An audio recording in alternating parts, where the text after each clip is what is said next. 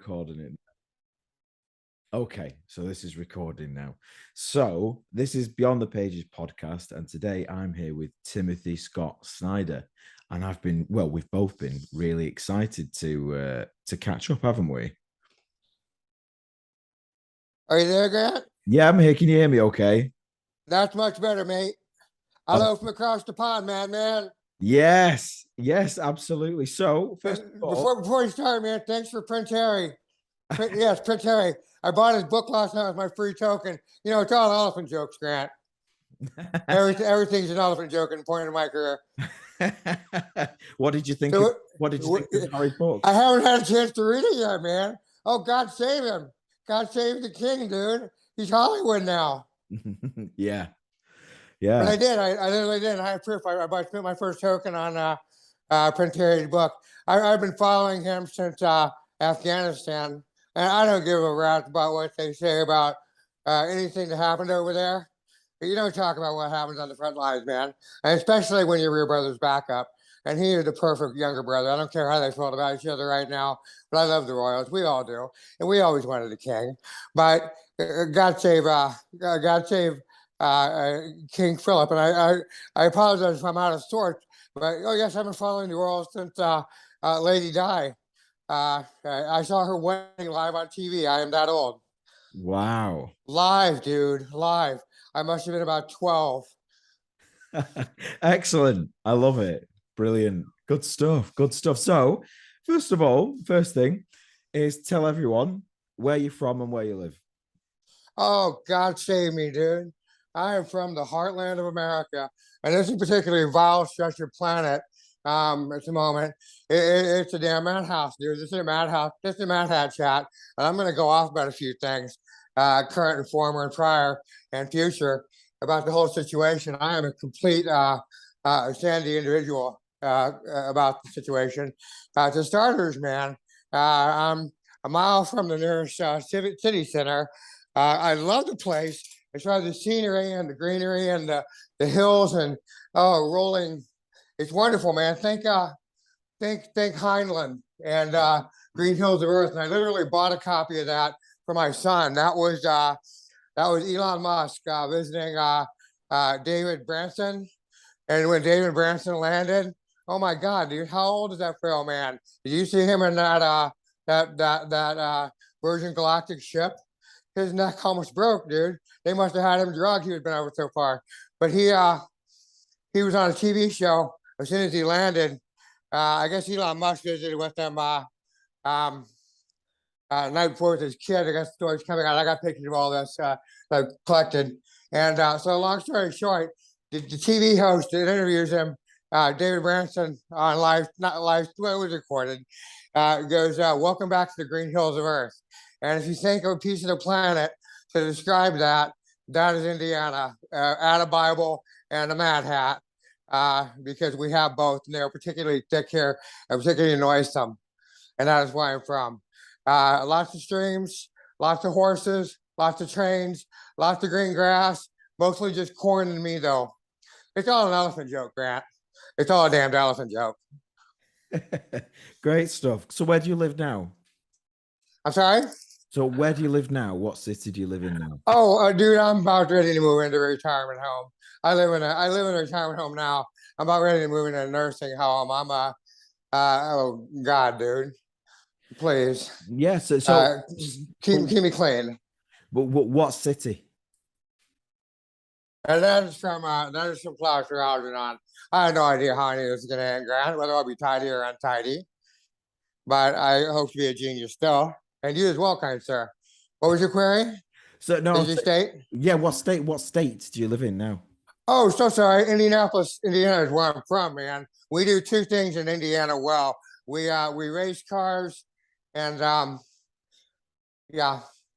The other thing we do is we go farmers' daughters, Right. Okay. and that we do better than race cars. Excellent. I love it. Fantastic. Take Indianapolis 500, man. Oh yeah, the Indy I 500. used to have a brick from the track I dug up in the field behind the Indianapolis 500 track. It was all made out of brick when they first did the first. Apparently, if I hear the story correctly, when they started racing cars and they were all custom built, each one individual, and you had to have your mechanic ride along with you, and you might get splattered in the face with hot motor oil leaking from the engine, just shooting out while the car was in motion. And 55, I think, was the top speed, and that was considered excessive. Um, Going around a brick track with, I don't know, rubber covered wooden wheels at this point. You took your mechanic with you in case you had an emergency.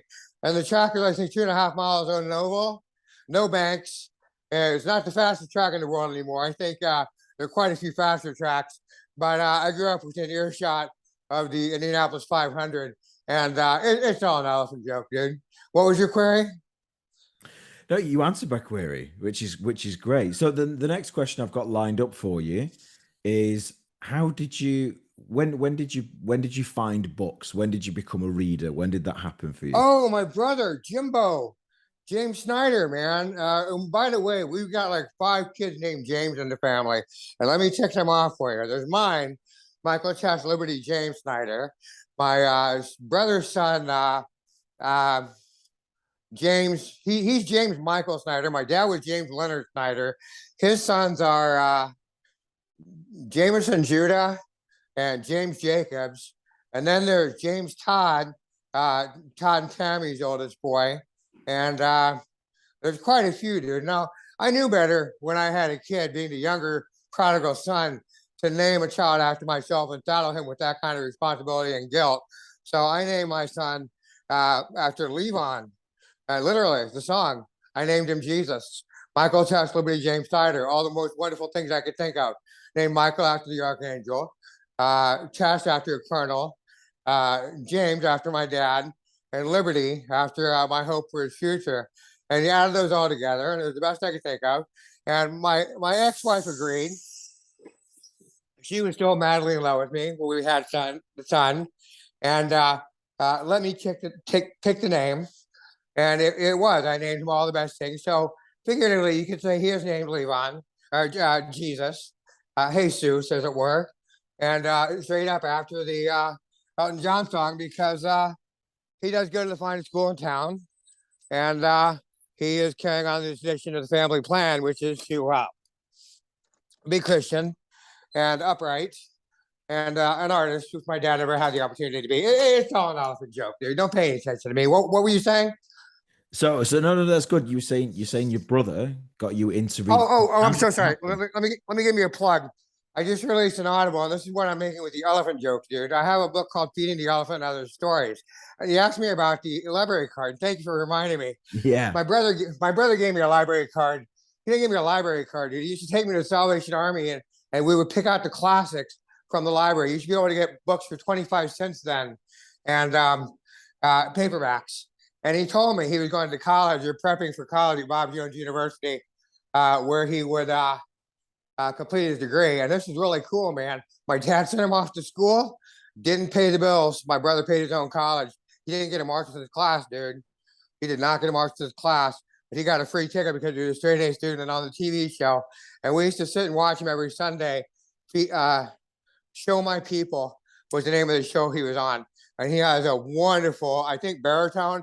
I don't know, man. There's so many things I don't know. But we would go to the Salvation Army. And this is not an elephant joke, dude. This is very true, although I touch on it in the book. And by the way, that's my release. And why I keep saying this. I got an Audible up. At this point, I got a production crew working on the second one, feeding 50-50. We'll cover all of this. And I do apologize. I'm non-linear. I'm schizophrenic, if that explains anything about me. Bipolar type 1. But I have an IQ of 147. And to get back to the point, we would go to the Salvation Army and we would buy books for 25 cents. And I would bring home bags of them on my bicycle. And my brother straight up, he clued me in. He said, look, it's the Cliff's Notes. This is a rundown on what's so cool about this book. He said, look on the back. See that? Every book listed on there is on the Harvard Top 100 books. And you can buy the library, and they're leather bound, and they're thousands of dollars. But you want to read the classics, man. You want a good fitting and a good foundation, and you'll go far. My sister told me one time, your brother is a millionaire.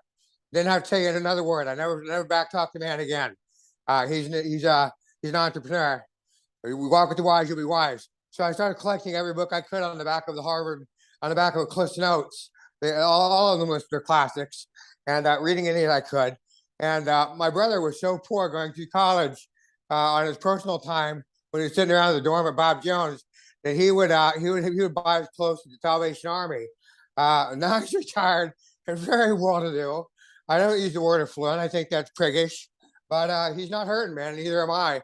And I did have a library card. Thank you. I wasn't lying to you. And when I asked me this question, it was just to give me a talking point. I did what everybody does.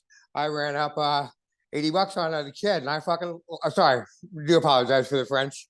You're all right. It's okay. Carry on. No, I took my library card down to Indianapolis Public Library when I was maybe I don't know 12, and I got one, and I immediately ran up a $80 bill, never returned the books, and they stopped it at $80. I think I got 3 or 4 books I wanted. And I remember when I was a kid in grade school, the bookmobile coming by our private schools. And by the way, when I say private schools, I'm not talking Hogwarts here, man, and that kind of luxury. I'm talking a trailer, and like we still have here in the Heartland in our private Christian schools, a trailer full of kids. They're just well dressed and respectful and Christian. It's all get out. But there are issues, Grant, with Christianity. And the issue is that when you try to put in practice what Jesus said, none of us are perfect. And the other reason I'm touching on this, not because I'm Christian, I'm actually an atheist. And you can see this particularly in Eddie dying. I'm an atheist that likes surprises, and my religion is a mix of Catholicism, Buddhism, and mainstream right wing Christianity. But I wish I could show you the picture on my wall. I have a rhino, dude. A rhino. It's an elephant sitting on a toilet, and I've uploaded this to Facebook. I'm a very democratic leaning, and I hate a whole lot about this horse-based sheep medicine bullshit going on down here with the MAGAs. And they're thick, dude, and they're damned everywhere. And all of them are fucking armed to the teeth. And they sit out in the parking lot of their church and just begging somebody too. Begging a buddy too. We fucking dare you. And that's a good goddamn reason to get your guns taken away. I wish we were more like Britain. In that respect, especially. Or Japan, even better. And what were you going to ask me? Great. Now you've answered that question. So I've got another question for you. So we've established then where you got into books. When did you decide to become a writer? When did you decide that's what you Oh, good wanted? question. I think I touched on this last time. I wasted your time. I'm no. I was in grade school, and I remember the day clearly. I have a photographic memory. I was in second grade. I'm sitting at the desk, and sun streaming through. It must have been late fall or early spring. That much I can't recall. But it was sometime in the course of the year, and we probably early spring. And I see the tan desk, and I see the open window, and I see the teacher leaning over me with an open tome, and it's a older kid's textbook. Now, this might have been a special book, Grant, because it was divided into paragraphs that were blocks. I don't know what kind of reference material this was, what kind of textbook this was, but it was divided into 4 columns, 2 on each page. And dude, I'm like in second grade. My memory is just good. And it was square. And there was a text, and this was English. I could read this. I knew how to read this point. And she explained it to me. It's an older kid's textbook. I'm like, yep, gotcha. What else? Looked at it for a second. I got you. These are paragraphs. And these contain information about stuff. And that was the start of it. Love learning I learned in a public school, dude. And from a good teacher, like everybody else. Bless God. How about you? Same? Uh, yeah, I'd say so. I had the two really good. It's second grade. Second grade was when I got my love of English, man. And why I wanted to be a writer? Uh, I don't know, man. Be like my brother. Because my dad couldn't read. Because education is important. It was explained to me. My parents were very affluent. I remember my first dream, Grant. My first dream was Grace, my daughter. My mom showed me. I couldn't have been 7 years old, dude. She showed me a Burns and Allen show. And my parents were stacked, dude. You have no idea what kind of money my dad had. His dad was an industrialist during World War II, owned the machine shop in Miami Wow. during World War II, dude. So, of course, he didn't serve. He was a DOD contractor. And my dad got quite a bit of the money. I never knew this, but this is an elephant. That rich man in the limousine, that was my grandpa, dude. And I am not naive. I didn't put this together 2 years ago, a few years ago. But what was the original question, Graham? Oh, Grace, yes. So my mom shows me Burns and Allen show, and I thought I was an ugly little boy, dude. My teeth were brown, and I thought I was fat. I just had a little pear-shaped belly, and stringy blonde hair. And I remember drawing pictures of myself with a crayon. looking as much like I could with my hair just so. And I guess I must have been a vain little fellow and very disappointed how I looked.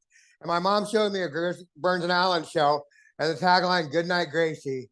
And that was it for me. And I knew I was going to have a daughter if I ever could, and name her Grace. And she was my first dream because I was going to need a lot of damn time, dude. I figured to give myself to about 50. Sorry, I'm cussing. Oh no, Give you're all myself right. to about 50 to earn the kind of money it would take to be able to raise my children well. Now, my ex and I are very impoverished still. We're both pensioners, as you would say in Britain. We both served in the Guard Reserve. She received a direct commission. She worked herself through. My duck worked herself through college as a music major, and received a full scholarship.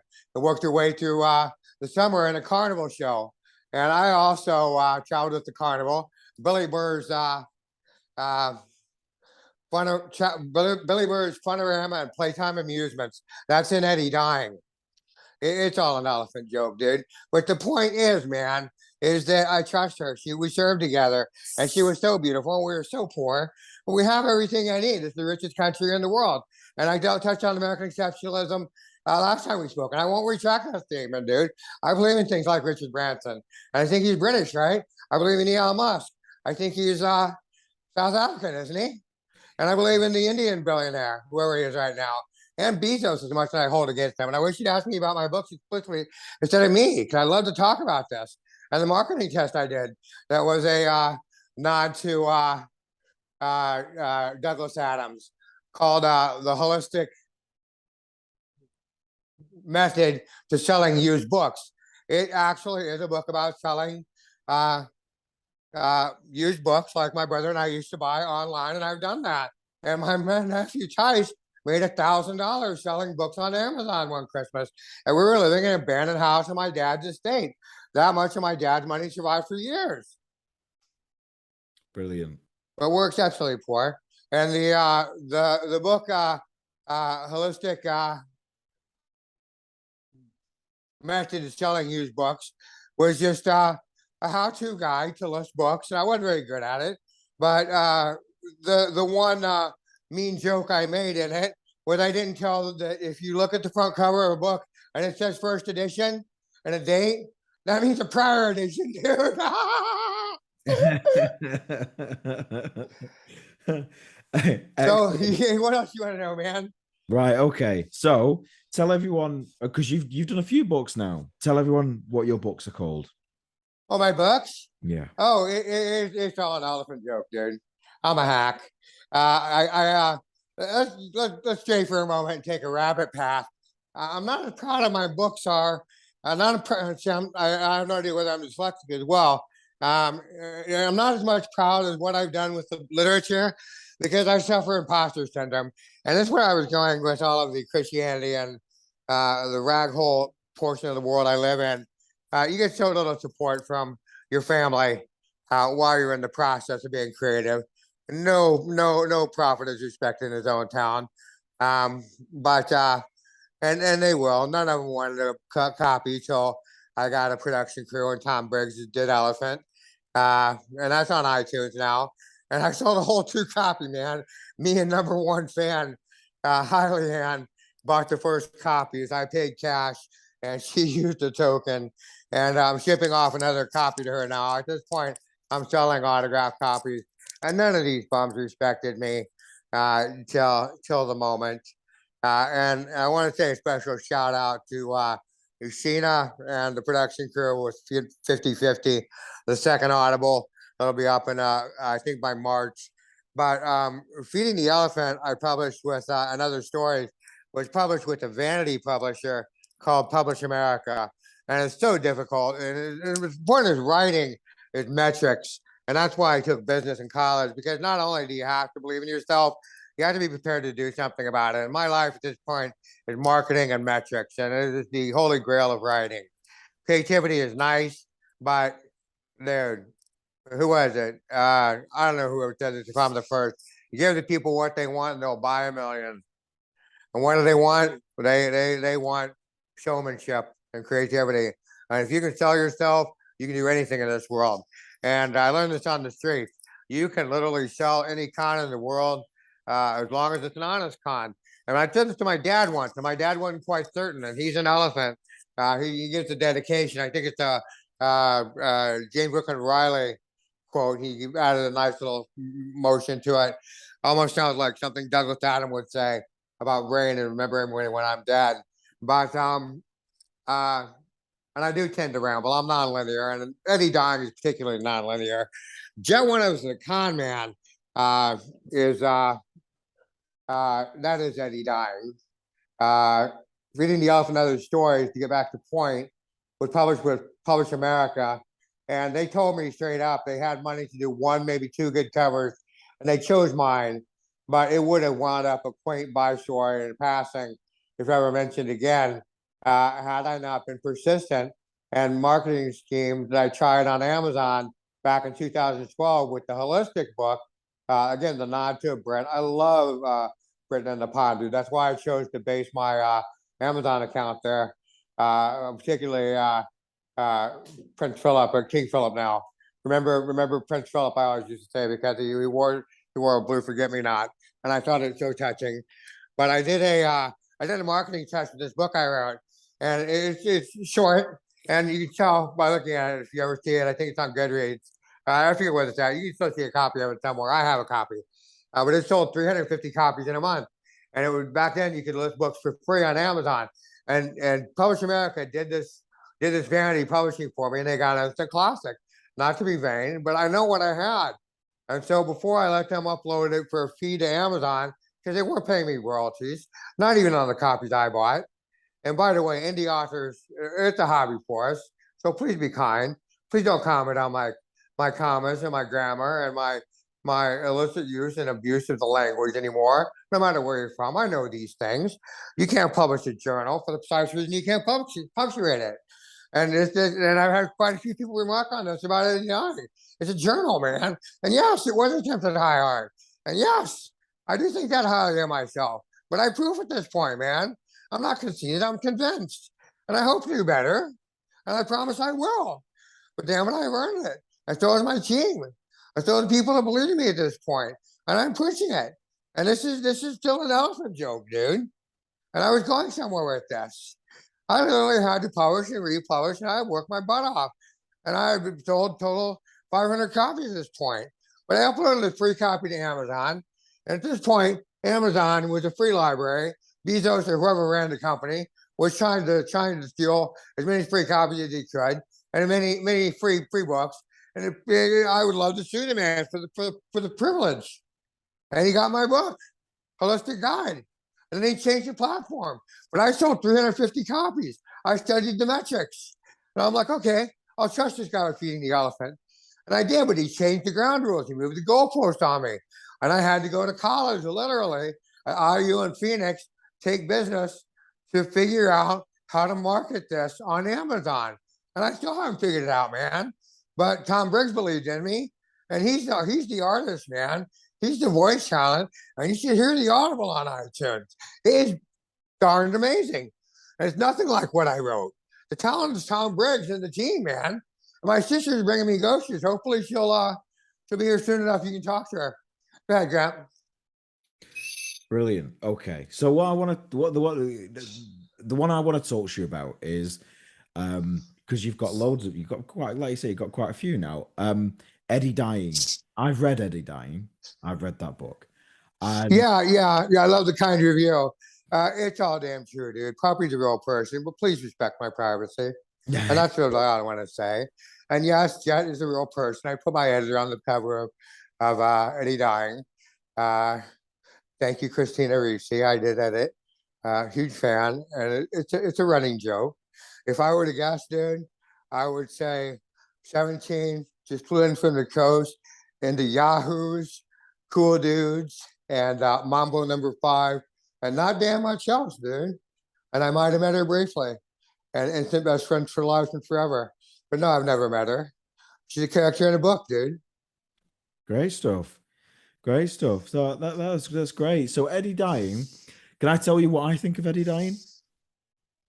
I'm saying what? Can I tell you what I think of Eddie Dying? Oh, please go ahead. Okay.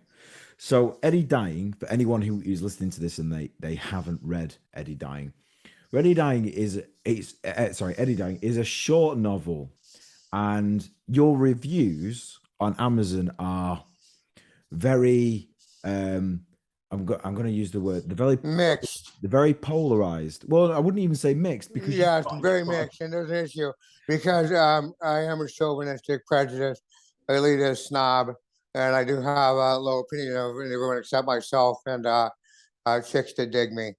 well, that's not what I'm getting at. So your review, Oh, sorry. you've got quite a few reviews that are 5 star, and then you've got quite a few reviews that are Oh yeah, I can explain those.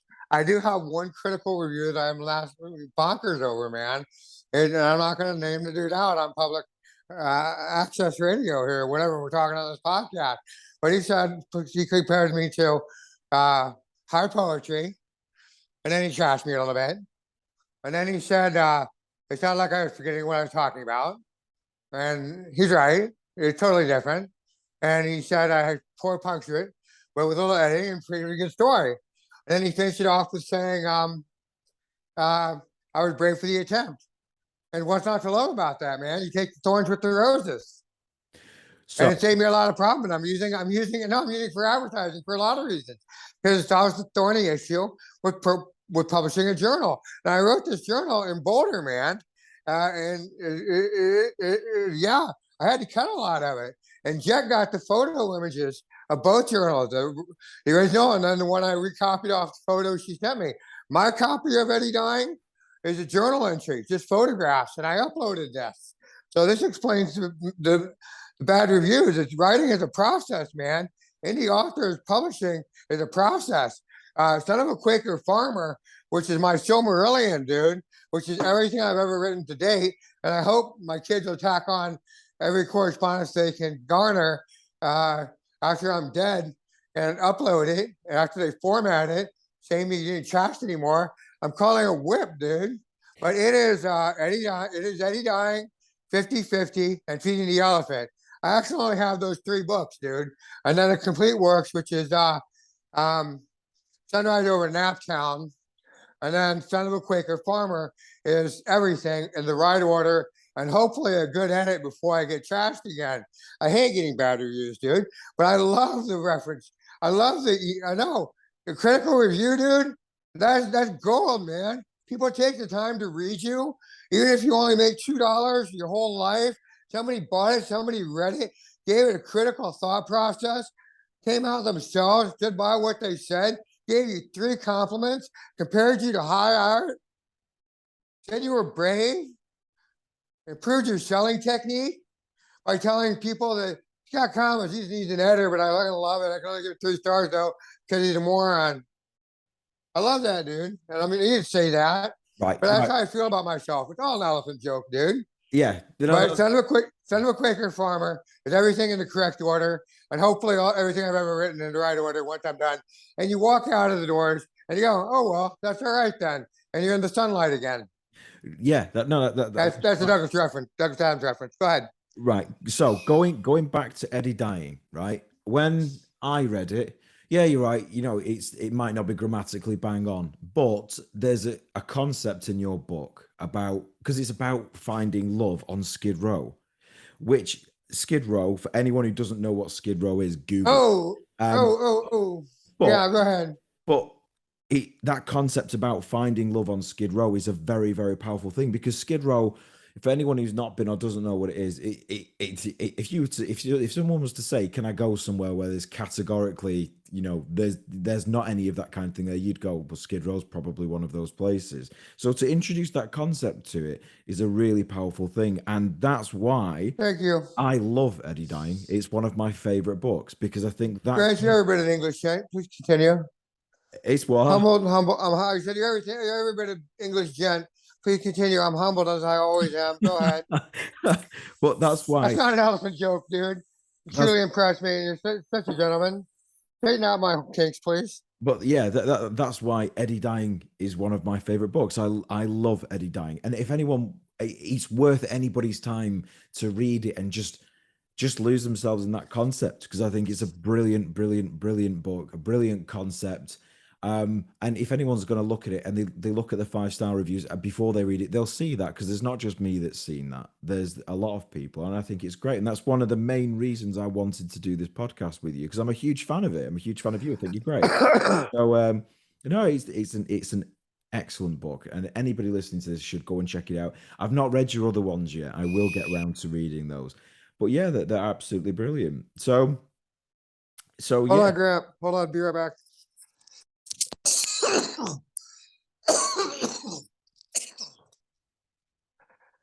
Sorry, I'm a chain smoker. I like 3 things, Grant: Grace, cigarettes, and coffee. No, Even more than I like trays, dude. you're all right. I've got a chest infection. Don't worry if you're coughing and whatnot. It's fine. But yeah. So yeah, Eddie Dine is an absolutely superb work, and anyone can check it out and find it on Amazon. Really, It's only 99 cents US dollars, man. I made the ebook free, bargain. It's a bargain. 99 cents. It's a and I've got 100 credits for Elephant. I want to give away tokens for Audible, but I'm based in the US, man. I'm in the Bible Belt, and these people don't even read here. I was an exception. Well, thank goodness for the internet, eh? So you can get it out to more people that do read books. Sorry, hold on. What was the query? No, I said thank goodness for the internet. Grant, I gotta kick off here, man. Thanks for showing me up and straightening out my vulgarity and rudeness. I do appreciate the genius you presented in your book. I loved it. The fire frame was where I had to stop. I'm almost blind, as well as being a rude prig and deaf and ignorant fellow, and just generally shambling oaf of a mess in comparison to most people. But thank you kindly. You mind if I check out now, Grant? I'm having a spell.